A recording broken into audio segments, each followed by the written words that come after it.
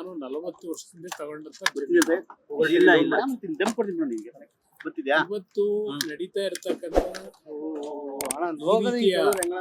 ನಡವಳಿಕೆಗಳಿದೆಯಲ್ಲ ಕಾನೂನಿನ ವ್ಯಾಪ್ತಿಯೊಳಗೆ ಹೋರಾಟ ಮಾಡ್ತಾರೆ. ಯಾರು ಏನು ಗಾಬರಿ ಆಗ್ಬೇಕಾಗಿಲ್ಲ. ಆದ್ರೆ ಒಂದು ಸತ್ಯಾಂಶಗಳನ್ನ ತಿಳಿದು ವರದಿ ಮಾಡಿ. ಇದರಲ್ಲಿ ನಾನು ಯಾವುದೇ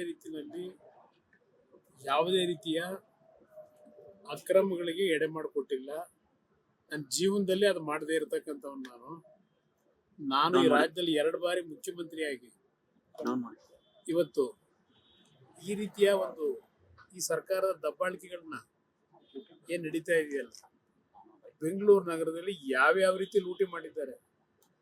ನಾನು ಒಬ್ಬ ರೈತನಾಗಿ ಬದುಕಲಿಕ್ಕೆ 40 ವರ್ಷದಿಂದ ತಗೊಂಡಂತ ಜಮೀನಿನ ಬಗ್ಗೆ ಈಗ ಏನ್ ನಡೀತಾ ಇದೆ, ಹಲವಾರು ತಪ್ಪು ಮಾಹಿತಿಗಳೇನಿದೆ, ಅದೆಲ್ಲದಕ್ಕೂ ಕಾನೂನಿನ ವ್ಯಾಪ್ತಿಯೊಳಗೆ ಉತ್ತರ ಕೊಡ್ತಾರೆ. ಈಗ ದ್ವೇಷದ ರಾಜಕಾರಣ ಮಾಡ್ತಿದೆ ಸರ್ ಕಾಂಗ್ರೆಸ್. ಮಾಡ್ಲಿ ಬನ್ನಿ ನೋಡೋಣ, ಭಗವಂತ ಇದೆ.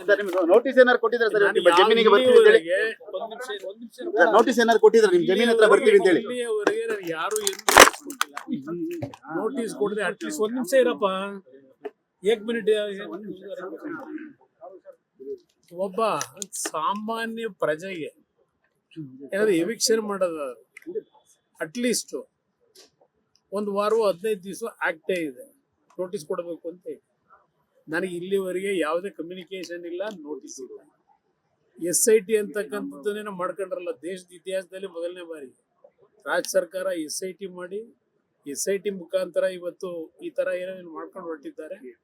ಇದಕ್ಕೆಲ್ಲ ಒಂದಲ್ಲ ಒಂದು ರೀತಿಯಲ್ಲಿ ಇವ್ರ ನಡವಳಿಕೆಗಳಿಗೆ ಬೇರೆ ರೀತಿಯ ಉತ್ತರವು ಬರುತ್ತದೆ. ಕಾಯ್ದೆ. ಕುಮಾರಸ್ವಾಮಿ ಟಾರ್ಗೆಟ್ ಮಾಡಿದಾರೆ ಸರ್ ಹಾಗಾದ್ರೆ? ನನ್ ಬಿಟ್ರೆ ಇನ್ಯಾರಿದಾರೆ ಅವರಿಗೆ?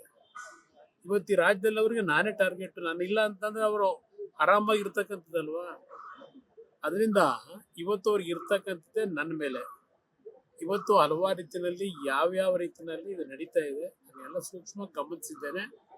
40 ವರ್ಷದ ಹಿಂದೆ ತೆಗೆದುಕೊಂಡಂತ ಈ ಭೂಮಿ 100 ಬಾರಿ ತನಿಖೆ ಆಗಿರಬೇಕು. ನಡೀತಾನೆ ಇದೆ 40 ವರ್ಷದಿಂದ. ಇವತ್ತು ಕಾನೂನು ವ್ಯಾಪ್ತಿಗಳೇನಿದೆ, ಈ ರೀತಿಯ ನಡೀತಾ ಇರತಕ್ಕಂಥ ನನ್ನ ಮೇಲೆ ಈ ರೀತಿ ಇರತಕ್ಕಂಥದ್ದು ಜನಸಾಮಾನ್ಯರ ಪರಿಸ್ಥಿತಿ ಏನಾಗ್ಬೋದು ಅನ್ನೋದನ್ನ ಯೋಚನೆ ಮಾಡಿ.